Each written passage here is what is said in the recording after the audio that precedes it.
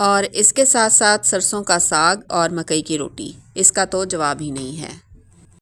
मैंने अपने किचन में मौजूद राई या मस्टर्ड सीड्स को धूप लगवाने की गर्ज से जब अपनी छत पर मैं लेकर आई तो इस खाली गमले में मैंने कुछ सीड्स ऐसे ही डाल दिए थे और कुछ दिन में इसकी जर्मिनेशन जो है वो भी स्टार्ट हो गई। छोटे छोटे प्लांट्स निकलने लगे। इसके पत्ते इस तरह की हार्ट शेप के होते हैं और जर्मिनेशन भी इसकी बहुत जल्दी से शुरू हो गई थी और मुझे देखकर इसको बहुत खुशी हुई। आम तौर पर मैं आपके साथ जो है अपनी हर एक्टिविटी जो है वो शेयर करती हूँ। इसकी कोई वीडियो मैंने इसलिए नहीं बनाई थी, पिक्स मैं जो है ना शेयर कर रही हूँ आपके साथ, क्योंकि मुझे नहीं पता था कि ये जो है आगे जाकर शक्ल ले लेंगे प्लांट्स की, क्योंकि मेरा इसको लगाने का कोई प्लान भी नहीं था। लेकिन जब ये जल्दी जल्दी बड़े होने लगे तो मुझे और ज़्यादा अच्छे लगने लगे थे ये। तो अब आप देख सकते हैं कि कितनी अच्छी इनकी ग्रोथ जो है वो हो रही है। अक्टूबर में बहुत गर्मी सी थी, इसलिए इसके पत्ते जो हैं वो बर्न हो जाते थे, तो मैंने वहाँ से उठाकर इनको अपने हुड के नीचे इस डब्बे में इनको जो है वो इस गमले को रख दिया था। अब ये यहीं पर पड़े हुए हैं। ये गमला मैंने इसी डब्बे के अंदर जो है वो रखा हुआ है। यहाँ पर इसको धूप भी मिलती है, हवा भी, रोशनी भी, सारा कुछ यहाँ पर मिलता है। अब इतने से पॉट में क्या साग बनना था, इसलिए मैंने इसको सिर्फ अपने तजर्बे के लिए ही देखना शुरू कर दिया था। पहले इसके ऊपर जो है वो फूल आने शुरू हुए, फिर उसके बाद जब प्लांट जो है वो 6 से 7 इंच के हो गए तो अब इसके ऊपर जो है ना सीड पॉट्स जो हैं वो आने शुरू हो गए हैं। इस तमाम अरसे में मुझे अंदाज़ा हुआ कि हम इस क्रॉप को बड़ी ही आसानी से अपने घर में उगा सकते हैं। इवन के पॉट्स में भी ये बहुत ही आसानी से जो है वो ग्रो हो सकते हैं। ये देखें, यहाँ पर मैं आपको दिखा रही हूँ इसके सीड पॉट्स बनते हुए। अभी ये ग्रीन है, जैसे जैसे वक्त गुजरता जाएगा ये ब्राउन होते जाएंगे और फिर हम इसको उतार कर अपने जो है सेव कर लेंगे, अपने किचन में जो है वो इसको दोबारा से यूज़ कर लेंगे। और इंशाल्लाह अगले साल अपने घर का ऑर्गेनिक साग हम हार्वेस्ट करेंगे यहाँ से, जो कि पेस्टिसाइड्स के बगैर होगा। और सबसे अच्छी बात जो है ये है कि इसमें ये न्यूट्रिएंट से भरपूर सब्ज़ी है और सेहत के लिए बहुत ही अच्छी होती है। इसमें आयरन, कैल्शियम, मैग्नीशियम और विटामिन सी होते हैं और इसके अलावा बेसिक जो इसके न्यूट्रिएंट्स होते हैं वो भी इसके अंदर बहुत होते हैं। तो मौसम के हिसाब से जो भी सब्ज़ी आती है, अल्लाह ताला ने हमारे लिए जो मौसम रखा हुआ है हर सब्ज़ी का, वो बेहतरीन है और उसी के मुताबिक हमें जो है वो सब्ज़ियाँ ज़रूर कंज्यूम करनी चाहिए, ताकि ज़्यादा से ज़्यादा हमारी सेहत जो है वो अच्छी बनी रहे। ठीक है। और इसके अलावा बहुत ही फास्ट ग्रोइंग क्रॉप है ये, 1 माह में तैयार हो जाती है।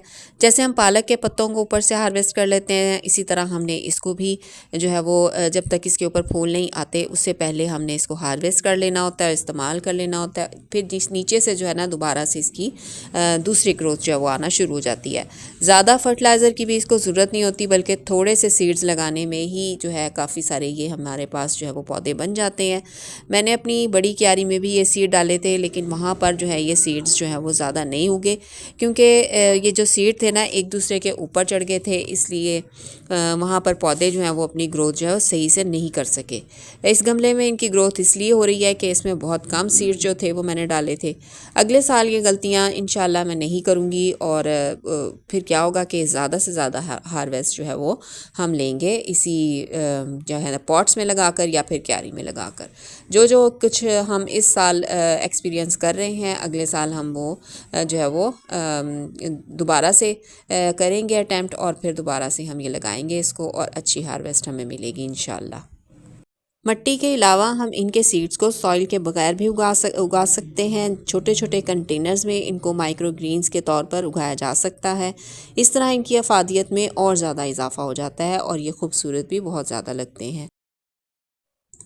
सीड्स को हार्वेस्ट भी हम कर सकते हैं, जैसे कि अब आप देख रहे हैं कि मेरे पौधे के ऊपर जो सीड्स अभी ग्रीन है, जब इस तरह से ब्राउन हो जाएंगे फिर हम इनको जो है वो उतार कर रख लेंगे अपने किचन के यूज़ के लिए या फिर अगले साल लगाने के लिए। ये देखिए यहाँ पर मैं आपको दिखा रही हूँ इस तरह से।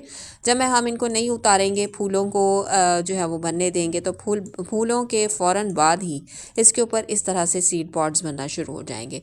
तो अगर आपको सीड्स की ज़रूरत है तो आप इस तरह से इनको जो है वो बनने दें और फिर जब ब्राउन हो जाएं तो इनको उतार कर रख लें और फिर हम इसको दोबारा से यूज़ कर सकते हैं। अगर इनके फ़ायदों की बात करें तो फ़ायदे तो इसके बेशुमार हैं। सर दर्द के लिए बेहतर है, डाइजेशन की हेल्थ के लिए बेहतर है, हड्डियों की मजबूती, कोलेस्ट्रॉल को जो है वो गुड कोलेस्ट्रॉल को इन्हेंस करने के लिए, इसके अलावा रेस्पिरेटरी डिसऑर्डर्स को ठीक करने के लिए। सबसे बड़ा फ़ायदा क्या है इसका, ये कैंसर को भी प्रिवेंट करता है।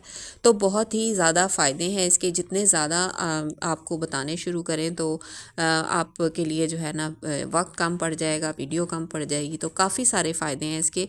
रोज़ाना इसको निहार मुँह खाने से बहुत ही जो है ना फ़ायदा हासिल कर सकते हैं हम। वैसे भी अगर ख़ुराक में भी हम इसको यूज़ करें, या हम इसको ग्रीन्स के तौर पर खाएं, या फिर हम इसको साग या सब्ज़ी के तौर पर खाएं, तो वो भी हमारे लिए बेहतर होगा। तो जो सब्ज़ी हमें अवेलेबल हो मौसम के हिसाब से हमें ज़रूर खानी चाहिए, शौक़ से खानी चाहिए। और मुतवाज़न ग़िज़ा जो है वो सेहत के लिए बहुत ही ज़रूरी है।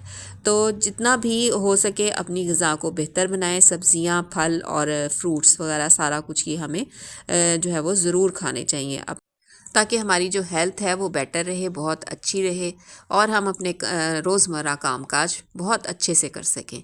तो चलें जी, ये थी आज की वीडियो। उम्मीद करती हूँ आपको पसंद आई होगी। अगर पसंद आई है तो लाइक ज़रूर कीजिए और वीडियो को पूरा देखा करें, ताकि आपको तमाम जो हम इंफॉर्मेशन देते हैं वो आपको पूरी आप तक पहुँच सके। तो चलिए जी, अगली वीडियो तक इजाज़त दीजिए। फिर से मुलाकात होगी अगली वीडियो में। ओके जी, अल्लाह हाफिज़।